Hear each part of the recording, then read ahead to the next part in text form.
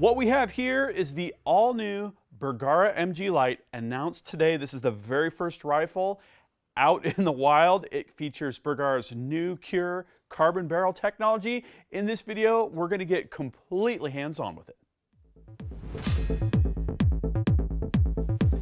Gabby here from ultimatereloader.com. Today, Bergara announced a new rifle, the MGLite, which I've got in the box here. This is the very first one out in the wild. I managed to get my hands on it. And as a part of that, what's included in this rifle is Bergara's all-new Cure carbon barrel technology. In this video, we're going to take a look at the rifle. We're going to put it on the trigger scan. We're going to look through the bore. We're going to talk about Cure technology. We're going to cover all of the specs, and we're going to shoot the rifle. So without further ado, let's get this box open and see the MGLite for the very first time here. Check this out. Bergara Premier Action. New Bergara Cure number 6 carbon wrap barrel with some technology that's pretty cool. I'll tell you about in a little bit. XLR Element 4.0 Magnesium chassis, fully configurable, full length Arca rail on the fore end, and we've got XLR carbon folder stock. If you're looking for a really lightweight hunting rifle that's adaptable to other purposes, I'm thinking this is going to be a huge disruptor. To get a factory rifle with these kinds of features, we've got the bolt here. The Premier Actions have the floating bolt head, which is really cool. I should mention this is a 6.5 Creedmoor. Got the AICS magazine. We've got the thread protector for the muzzle, some printed materials, and of course the Bergara sticker, which I think would look pretty good in the back window of my Dodge Cummins dually. Okay, so let's kind of put things together here initially. This is kind of the hunting rifle I've been waiting for. Look at that. Okay, so that is a sneak peek at the rifle. Next, we're going to go over detailed specs. The MGLite will be available in the following chamberings: 6.5 Creedmoor with the 1 in 8 twist, 6.5 PRC with the 1 in 8 twist, 308 Winchester with the 1 in 10 twist, and 300 Win Mag also with the 1 in 10 twist. The first thing you probably want to know is what is the weight of the rifle. Now, depending on the chambering, that weight for the complete rifle minus optic is going to vary between 6.7 pounds and 6.8 pounds. The barrel length is going to vary between 22 inches and 24 inches, also depending on the chambering. This 6.5 Creedmoor has the 22-inch barrel.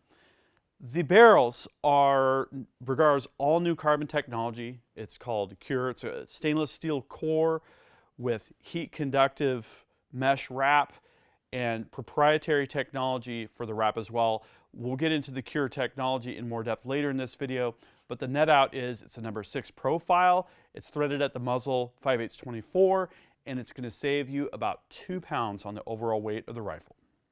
The MGLite features Bergara's Premier Action. This is their top tier action. It comes with a bolt that has a floating bolt head for better contact between the bolt lugs and the bolt lug seats. It's got a Remington 700 footprint. It takes Remington 700 triggers. It's Cerakoted graphite gray, which matches the Cure barrel really nicely. The Trigger Tech trigger that's included is adjustable, and it features Trigger Tech's frictionless release technology. Trigger Tech has become my preferred trigger for builds. Absolutely love the way that they work. The XLR Element Magnesium 4.0 chassis, you've seen this here on the channel. We've used this chassis quite a bit. It's very light, it's very configurable in terms of either weighing it down or putting it into a really ultralight configuration like this. It's got an integral level behind the receiver tang, it's got M-LOK, it's got full-length Arca rail, takes a standard AICS magazine, which we've got here.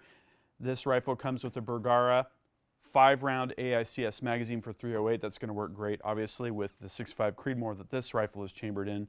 We've got the XLR carbon grip. This thing not only looks great, but it's going to shave off quite a bit of weight. And then we've got the carbon XLR buttstock with the folder. If you want something really, really lightweight, really versatile and configurable, a 6.5 Creedmoor is a great chambering option, and this complete configuration of the rifle is awesome. On the muzzle here, we've got a radial 5/8-24 break that's got a nice thin profile that matches the barrel.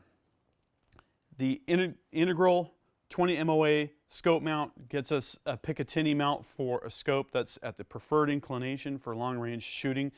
This is a really killer setup, and the MSRP on the 6.5 Creedmoor is $32.99. It will be really interesting to see what the actual street prices go to. So let's talk about Bergara's Cure carbon barrel technology. I was able to get a quick technical briefing from the Bergara team, and it was really enlightening. Bergara has the aim of producing a top quality carbon barrel with Cure that cures some of the common problems that are associated with carbon barrels. A couple things specifically. First, the buildup of heat because of the insulative properties of carbon, and the second is point of impact shift due to different temperature effects and how stresses are imposed into barrels as a part of how they're put together, how they're constructed, the metallurgy, the carbon fiber, and the resins. So let's start with a quick anatomy of a Cure barrel. So first off, this whole rifle, the actual barrel to action portion of it is built in Lawrenceville, Georgia, with the exception of the barrel blank. The barrel blank, the inner core, the stainless steel core, the precision barrel comes from Bergara, Spain. The rest of the barrel to action is out of Lawrenceville, Georgia. So the Cure barrels start with that stainless core, and then over that there is a conductive resin layer. In that conductive resin layer is woven stainless steel fibers that help to transmit heat from the chamber area forward all the way to the muzzle where it's dissipated. Bergara claims an average reduction of temperatures by 50 degrees on average compared to a carbon fiber wrapped stainless steel core barrel without this Cure technology. Pretty impressive. Also, the way that the carbon fibers are mandrel woven, there's a parallel layer of fibers over the stainless steel core, and then there's a 45-degree mesh over the top of that. The goal and the result is stress-free construction, stress-free barrels after the resin has cured. And what does that mean? That means less point of impact shift due to temperature changes. If you have uneven stresses in your rifle action and in a barrel, when things like vibrations run through them, or when heat heats and cools that particular component, whether it be the action or the barrel, you're going to get point of impact shift and maybe just larger groups in general due to those dynamics. So Bergara has a reputation for its precision barrels. That's what you have at the core, that barrel blank core that comes from Bergara, Spain. And with this new process, you have both stress-free construction at the end of the day, and then also improved heat dissipation so that you don't have as many issues related to heat buildup. Heat kills barrels. Heat can cause groups to open up. So to get a handle on those things is certainly a good thing. So let's take a look down the bore of this Cure 6.5 Creedmoor barrel. I've got the Teslong NTG 100H. This is a rigid bore scope for rifle. I've got a Windows 10 laptop. I've got it plugged in, and I'm recording the screen view here just with the inbuilt camera app, the Windows 10 camera app. We're going to remove the bolt. We'll get this folder out of the way so that we can see here. Okay. So here we are in the chamber. I haven't cleaned this or anything. All right, there we are at the throat right there. And down the bore. That looks lapped. I don't see any transverse machining marks or anything like that. That is nice and smooth. Let's go all the way up to the crown here, see what that looks like.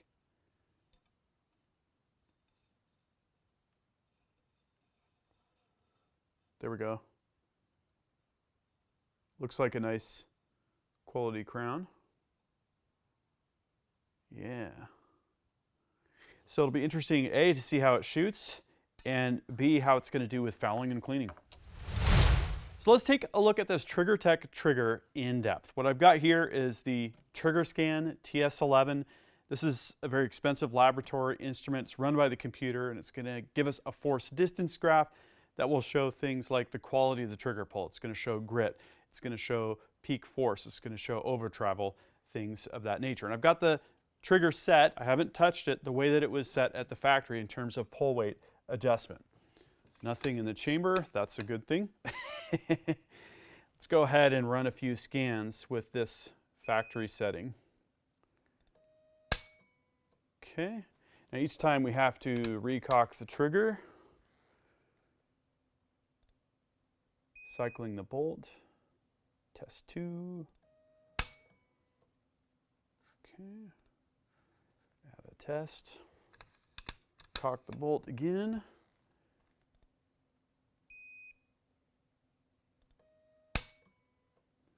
So it looks like we've got a good clean trigger pull, and the peak force is right at around 3 pounds the way that it came from the factory. So what I just did was I was able to reach from the side through with a ball end Allen key and click the clicks all the way back out until I stopped hearing the clicking that is beyond minimum, and then clicked in about 2 clicks. So I had 2 clicks worth of engagement. I was backed out about 23 clicks or so before clicking back. So I backed the adjustment setting off approximately 21 clicks from where it came from the factory. Okay, now let's go ahead and run the trigger scan again to see what it's going to show us for the minimum trigger pull weight. Looks like we're at 1.7 for that first pass. Let's do a couple more, make sure we're getting a good consistent read. Wow, that is certainly consistent.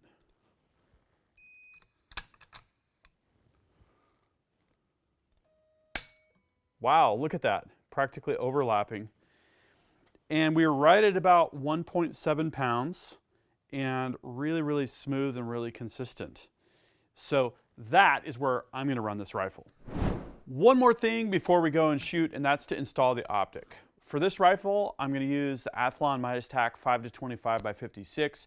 You're going to see this in a bunch of other stores. It's been an absolutely great scope. I'm also using the Wheeler Fat Sticks. These are the tools that I recently showed you a preview of here on the channel.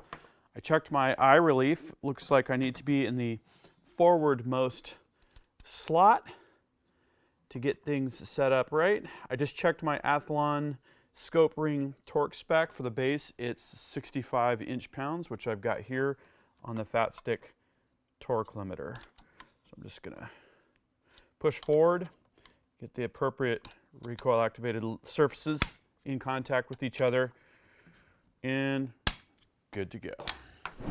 So I just got done with my initial 100-yard shooting. What a fun rifle to shoot. I threw on a Bushnell bore sighter, got this Midas TAC 5-25, initially sighted in. That got me onto an 8.5 by 11 piece of paper.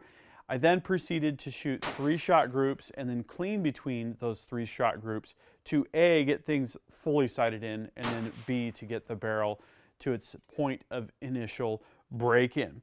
At that point, I headed up to the mid-mountain range. It's very snowy here right now. We had to jump on snowmobiles to go up there and walk out to the target.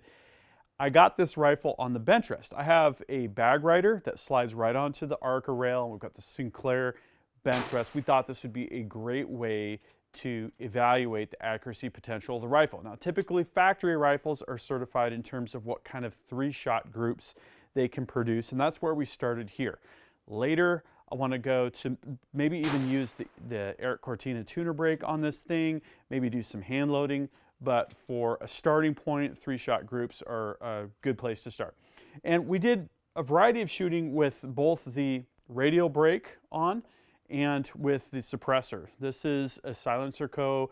hybrid. I've got the suppressor cover for this one, otherwise I probably would have used the Omega 300, but this one did really well. And most of the ammo that I tested did pretty well, but there were a couple highlights here that I want to show you those groups from. The first was shooting with the radial brake, so unsuppressed, This is older Hornady factory ammunition that uses a 140 grain AMAX bullet. Let's look at that group.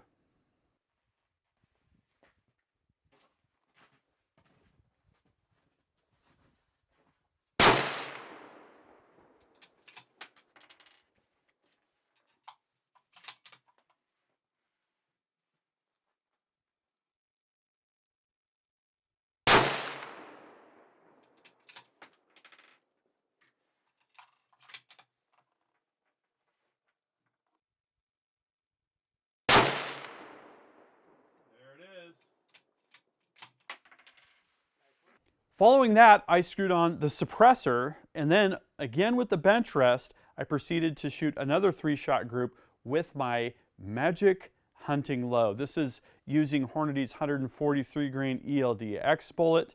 We've got, what is it, 39.2 grains of H4350, and the bullet seated out to 2.800 inches. This has been consistently about half MOA in a number of fine rifles that I've tested in. Let's see that group next.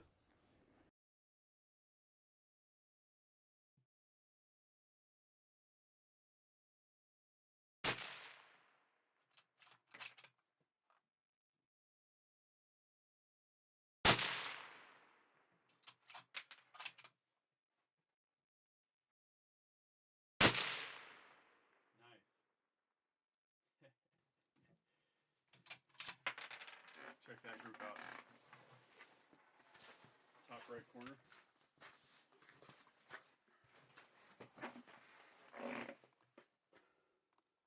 Oh, excellent. Yeah. So the results from those two shooting sessions, very, very similar. The unsuppressed Hornady 140 grain AMAX load, which is a factory ammunition, shot a 3-shot group unsuppressed at 0.480 inches, which is 0.458 MOA. Now what I noticed was I was getting a bit of horizontal with this group, and I believe that was because of the slim profile of this XLR bag rider that we attached. This does not come with the rifle, but it helps if you're shooting it off the bench. So when I shot the ELDX load, I tightened up on the ears of the bag a little bit, pinched them a little bit with my fingers, and that helped with the horizontal, but I had a little bit more vertical with my Magic hunting load.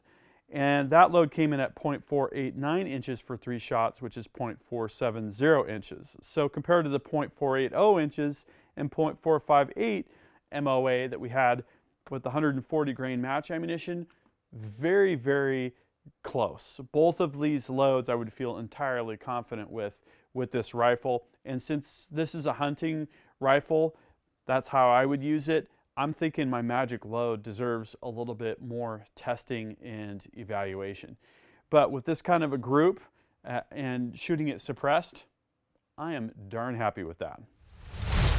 It has been really fun to take the Bergara MGLite and put it through its initial paces. Now I have a lot more that I want to do with this rifle. I was hoping to shoot some steel, but I literally got fogged in. We've got some crazy weather going on up here. So when things clear up, I'm going to use this 2Vets QDT tripod and the MGLite. We're going to take it out to 400 and then probably up to the top of the hill where we can go out to 700 and 1,000. Try different types of ammunition, do some load development, try different suppressors.